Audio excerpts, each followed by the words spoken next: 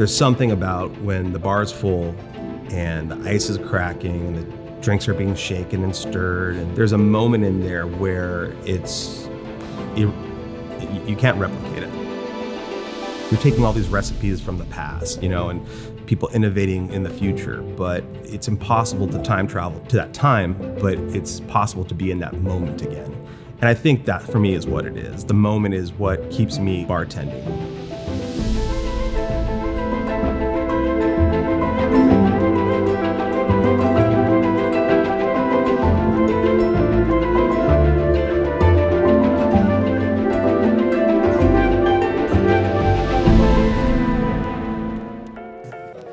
Cheers.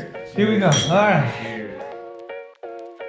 I think one of the oldest relationships that I can think of is the bartender and bar patron. The art form of bartending is about the craft of the cocktail, also the experience with the guest.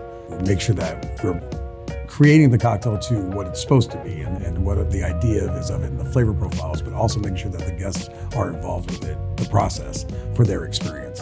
Service in the night, it's like a symphony, It starts off slow with a couple people trickling in, and then you have the build-up. Everyone plays a different part, the bartenders, the hosts, the back waiters, the line cooks. As more and more people come in, that's the symphony starting to build up and come through. Not hitting your note can start to mess things up. As people get sat or double sat or triple sat, the restaurant will have this moment of greatness. And sometimes that greatness is just like chaos, and sometimes it's just that, that flow state of things are just moving. Lots of times I end up in what's called the service well, where I'm making beverages for the entire restaurant. And if you look at me bartending in that situation, I'm very focused, I'm very flow state. I move very quickly, but with a rhythm, with purpose. Everything has timing and setting of that. The shake, the stir, the pour, the garnish, the push out for the drinks, calling for something, needing something, asking for something to happen, closing out a check. It's all this symphony of chaos coming together, and it's great. It's one of the best jobs in the world.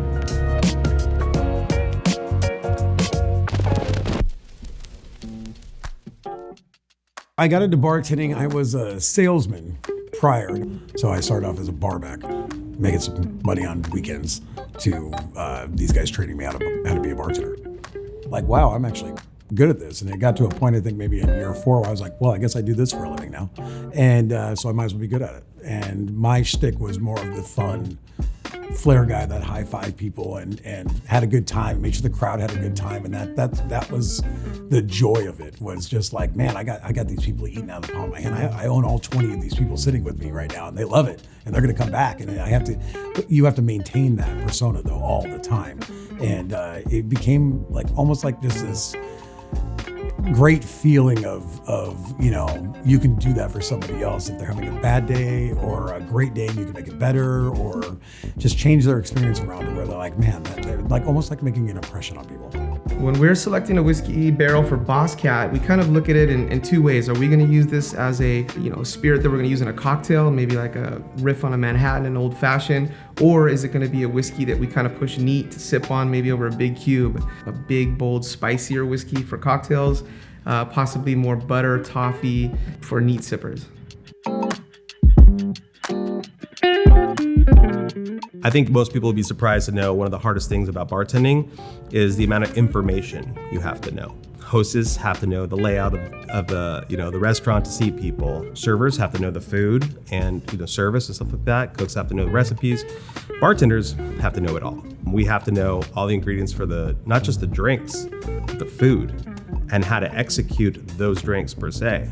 Not only the drinks on our menu, but the millions of cocktails that are on the internet that someone brings up. It's surprising the amount of information you have to know and have to recall instantly. I want to make the drinks that make you most happy, to be honest. I try to figure out what's going to be the best drink for them in that time, the one that's best for the moment. Some time back, we were drinking behind the bar. Not this bar, okay? Anyways, we were making these drinks called a Boulevardier. Now, Boulevardier is part whiskey, part sweet vermouth, part Campari. And bartenders love to like change ingredients in and out of it to see what they can come up with, something different flavor profiles, or keeping that solid foundation of the recipe, but using different ingredients. So that night we were making the Boulevardiers with bullet bourbon, and we switched out the Campari for Aperol. And then we switched out the sweet vermouth for a Sicilian Amaro called Averna. So we mix up this cocktail with the bullet bourbon, and we take a sip, and it's just like, whoa, this is so good. What should we do with it? And I'm like, nothing. I said, Grandpa Hoover always said, good things take time, great things happen all at once. Around that same time, my father had passed away. I wanted to dedicate this cocktail to my father, and when I was a child, he taught me how to shoot a rifle in the desert. And in my inheritance, I received a pistol. And in the case of the pistol, there was a note to me saying, like life, this gun has no safety. So we dedicated the cocktail and named it after the gun, 38 Special.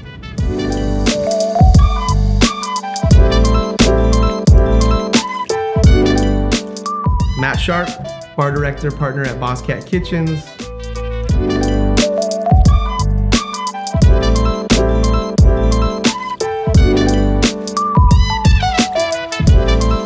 My name is Chris. I'm the regional general manager of Bosscat Kitchen and Libations in the California locations. I'm also one of the partners.